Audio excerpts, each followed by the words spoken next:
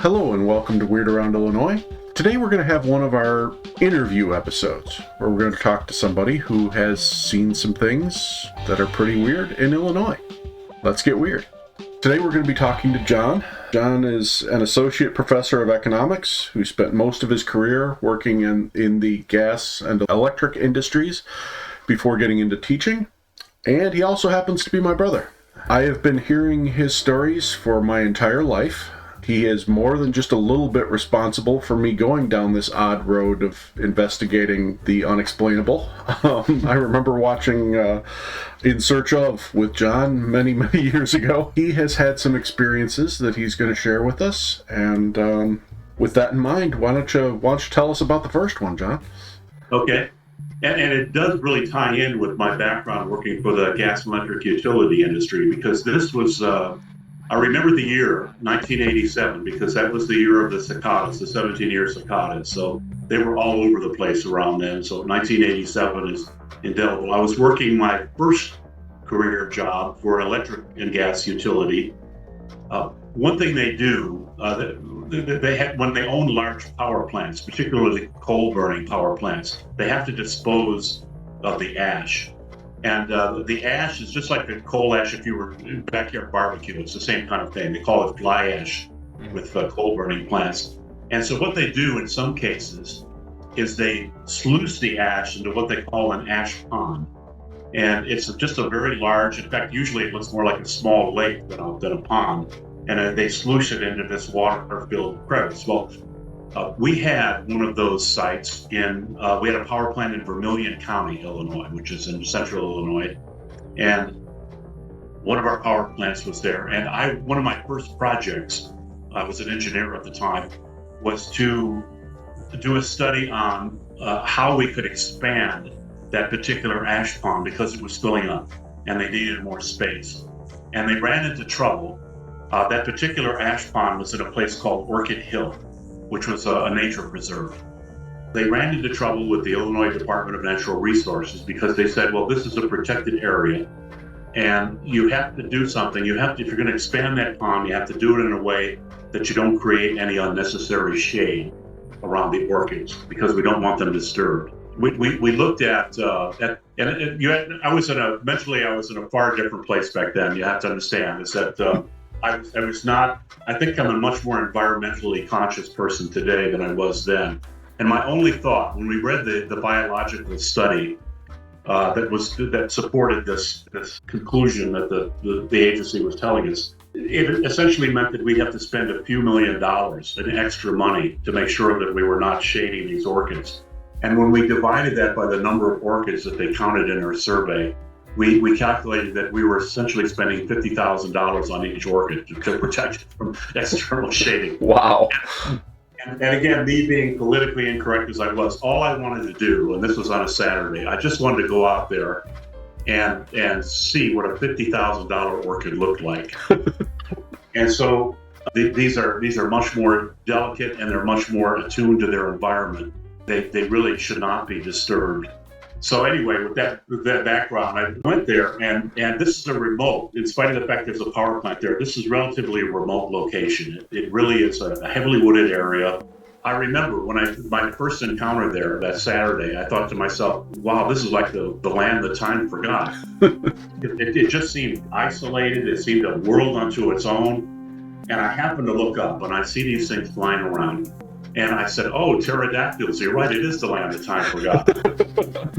That's what they look like. I swear, my first reaction when I saw them, I thought, this is what pterodactyls must have looked like, because they were large, very large, and they were soaring around, and they were not flapping their wings like birds. They were gliding through the sky. Now, I took a closer look after that initial reaction, and it wasn't fear, it wasn't panic. It was more amusement. I thought, wow. Because I had just been thinking that phrase, the land of time forgotten. I look up here and I see pterodactyl-like creatures. I'm thinking, holy cats, you were more right than you thought. But then I took a closer look. But then it really did sink in. I thought, man, those birds are huge. And they looked like blackbirds. I've seen hawks and eagles gliding through the air, just like they were gliding through the air, hardly flapping their wings. Mm-hmm. But these did not look like hawks or eagles. These were, first of all, they were much larger. They were completely black, and they had, rather than curved beaks like hawks or eagles, they had long beaks like a blackbird. Again, I didn't think anything of it. I thought, when I finally left there that day, I thought, well, they were high up there in the sky. Your brain was probably playing tricks on you or something. And I didn't give it a second thought until years later. It might have been one of those programs you mentioned. They talked about Thunderbirds, and they said that these were birds, legendary birds that Indians in the Midwest used to talk about. And there had been sightings in central Illinois. In fact, the most famous one happened 10 years earlier, and I was completely unaware of it at the time. But it happened in Alton, Illinois, where a child was actually literally picked up by one of these birds that swooped down and picked it up off the ground, like a 6-year-old kid or something. Mm-hmm. And luckily, the mother heard the screaming and yelling, and she came out and she managed to get the bird to drop the kid. And then the bird just flew away. But she saw it, and she said it was huge and described it. So I sent you a PowerPoint which had some illustrations on it. So there's one page there I devoted to the bird sightings, and there's a picture there. I see this all the time on the internet when I look up Thunderbirds, and it's a picture of what looks like a bird carcass that's upright, and that's the kind of bird I was looking at that particular day. And I don't know if I've never found an explanation for what that picture is. I'm assuming that's a bird they captured probably in the early 20th century. And, this happens a lot of those Sasquatch things. These bodies mysteriously disappear when somebody's finally ready to come around with the DNA kit and test it. But that one, I'm assuming, I vaguely recall that's one of those bodies that got lost eventually over time and it's no longer there. I think I may recognize it.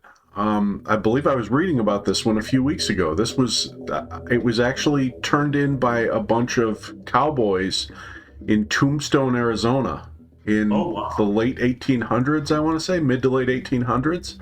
Uh-huh. And they claimed it was a dragon. They brought the carcass over, and for a while it was on display in some sort of museum there, and then it just kind of disappeared.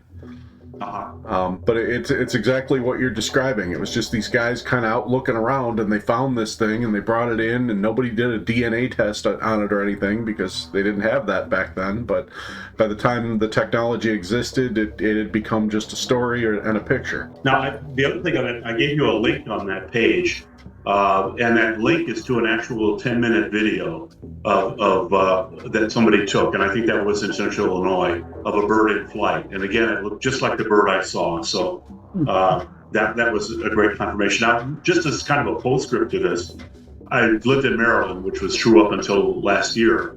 I lived there for about 12 years. There was a news story about a large bird sighting in Pennsylvania, not too far from where I live, just a couple hours away. Mm-hmm. And so my first reaction was, damn, these things are following me around. What the heck? But I literally, I think a year before I moved away, I rented a cabin intentionally. It was not in Pennsylvania, it was in northern Maryland, not too far away, because I was hoping I'd get a second bite at the apple. And of course, this time I'd be able to snap a picture myself, but it was no such luck. I didn't see any big birds when I was renting that cabin up there. And then the same thing, it was like a remote wooded area, and it was not far from where that sighting in Pennsylvania was. And so I really had my hopes up. But that's it. That's my big bird encounter. And again, like I say, had it not been for happening to see that thing about Thunderbirds years later, I would have just written it off as saying, well, it's just my imagination or whatever. But it really caused me to take pause and say, my gosh, maybe I really saw something that year, 1987. Now, as you mentioned, you and I came back to that site a few years later, or a year later, something like that. And I remember that being weird, that whole expedition, or that whole space. Part of it is, like you said, it's a hike. And I remember it was like 110 degrees or something that day, and it was pretty brutal. But I remember on the actual ash pond, there were these huge birds. Were those the ones that you were talking about, or was that something different? I don't remember what we had decided that day. I think they must have been something different, because these these always were in flight, and they never came near the water. They were always high up in the sky. Okay. So I think maybe what we saw on the ash pond might have been just some kind of aquatic bird or something. Okay. And the ones that you saw, could you estimate a size on them, like their wingspan? I would say I'm not sure. I know that a lot of times when they describe those sightings, they say the birds had 10-foot wingspans, maybe from tip to tip. Maybe 10 foot would be right. Okay. I'm not sure if they were that large. It was hard for me to gauge the scale. They were definitely not blackbirds. They were definitely not small birds. Mm-hmm. They were definitely, I would say, larger than hawks or eagles. So I would say something in between the size of a hawk or an eagle or a vulture and something that's 10-foot wingspan, something in that range. Did you see any animals like reacting to it?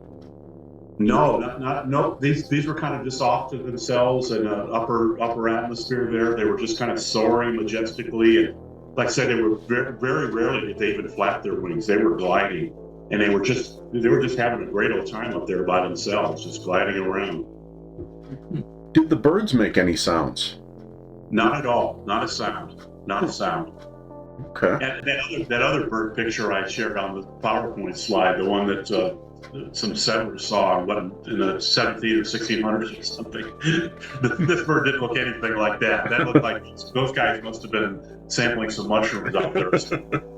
Now, I'm sure you probably heard all the stories about the Native American mythology kind of related to the Thunderbird, and there are tribes that worship it. Do you know of any connection between the Orchid Hill area and local tribes? I mean, I know most of Illinois has some sort of connection to Native Americans. I don't, and I should look that up someday. But that's Vermilion County, named after the Vermilion River, and Vermilion is not an Indian word. That's actually just describing, I think, the color. But I don't know. But I'm sure you're right. I'm sure there's probably some Native American tribe that once existed in that area. Yeah, because what we find a lot of times in cryptid reports, and this is the first time we've ever really investigated a Thunderbird account. We've talked about it when we've talked about Native American mythology, but when we've investigated other things like Bigfoot or Dogman or something like that, there's almost like this protectiveness to it. It's like they're linked to like an Indian burial ground or some sacred site or something, and these creatures are seen around that site, and it's almost like they're warning people off.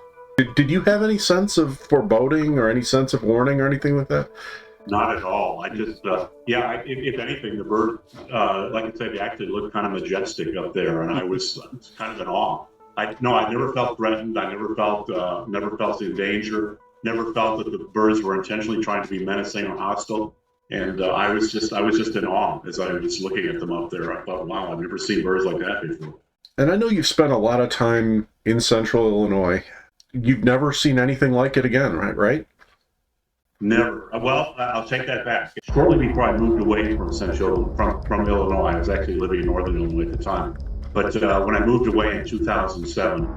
I think it was about a year or two earlier, I rented a cabin, and this was in the kind of in the Kankakee area. It was in the far south suburbs, and it was a heavily wooded area. I had no intention. The birds were the furthest thing from my mind, but when I was there, those 3 nights, I didn't see them soaring in the sky, but I saw a lot of birds in the upper trees, and it just jogged my memory.